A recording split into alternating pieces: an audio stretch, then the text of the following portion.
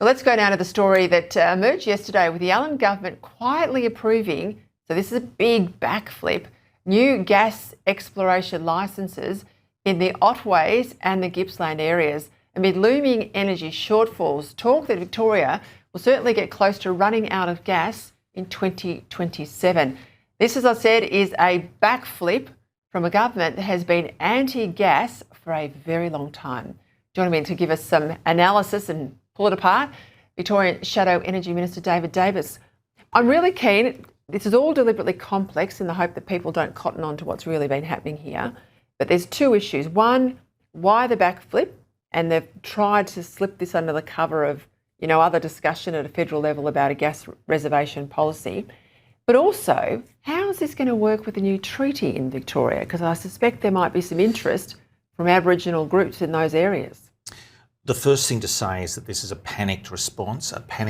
They've realised that they've got a real problem now. And after 11 years in government, no allowing of exploration and a real, there's a genuine rundown in Bass Strait. They've 50, 60 years, but you've got to look for more and you've got to search for more and you've got to bring on new gas. And that's and let's just head that off, because people say, oh, Victoria's running out of gas. No. We're running out of known supplies of gas. But all the geologists I've ever spoke to have said there's plenty of gas in Victoria, you just have to find it and get it out of the ground. So conventional gas onshore and in the state 3 mile zone is available, and we should be exploring for it. We want to explore for it, and it's got to be brought forward. And so to the extent that the state government has moved at all, that's a step. It's belated, it's much too late, and we've got a problem, as you say, going towards 2026, 2027 and beyond, with not enough gas and the risk that winter can be a real problem for electricity and gas, because the two are actually interlinked.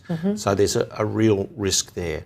But the state government has declared 2 small zones, one Gippsland, one near the Otways, as you say, and they are an opportunity to find some gas. That's a step one. We say there should be more. There's got to be a lot more exploration.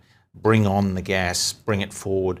More gas will actually give us certainty of supply, but it will also give us some control on price. You want more gas into the market to help control the price. The price has been going up, and gas has also got a critical role, as we know, not just in industry and heating homes, but actually as buttressing an inherently unstable system that we've got now. Particularly, Victoria doesn't have high solar in winter, obviously. If the wind was to drop in winter, you need the gas firming supply to load up quickly, to get into the system and basically keep the state running. Talk to me about the Indigenous overlay, because this will be basically a bit of a case study, a first test really, for the new treaty legislation. So there's 2 things. They've actually said in the gazettal that you've got to go and talk to the Indigenous groups and get some sort of engagement there, and that will be looked at.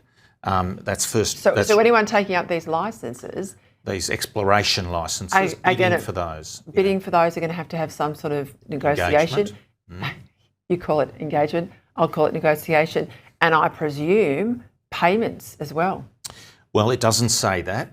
But it certainly intimates that it'll be looked at more favourably, and so that's significant. Then the question is, what happens if you get the exploration licence and then you've got to go forward and you've got to engage with the Indigenous community? How will that work now? How will that actually lead to faster outcomes? I don't think it will. I think it will slow the process. It will make it more costly, and it will make it more difficult to get that gas supply that we actually need. Just before we go, we've had a leadership change in Victoria. We're about to hit Christmas. You're less than 12 months away from the election next November. Are you doing the work behind the scenes? Are you getting ready to run? Are you serious, David? We're absolutely serious. Victoria needs a change. The people in Victoria need a change. It's actually a national issue, really. Yes. The state is such a big part of the national economy, and it's struggling so much. The debt is so bad. So Jess has hit the ground running. She's done a very good job, and we're pushing forward towards Christmas strongly and beyond. And no break over Christmas?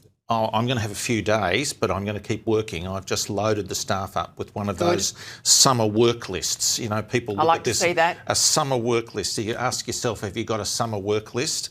And that's Well, staff. you're not serious, mate, unless you do that. You've got to do But it. it's absolutely right. So we've got a lot of policy already written and agreed and in the system.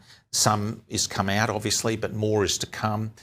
Gas is one of those areas where we've been talking about things for quite a while, saying gas is actually a key part of the solution for Victoria. We've got poor energy future otherwise. I mean, we're losing industry hand over fist, and families are being caned by the huge cost increases in both gas and electricity.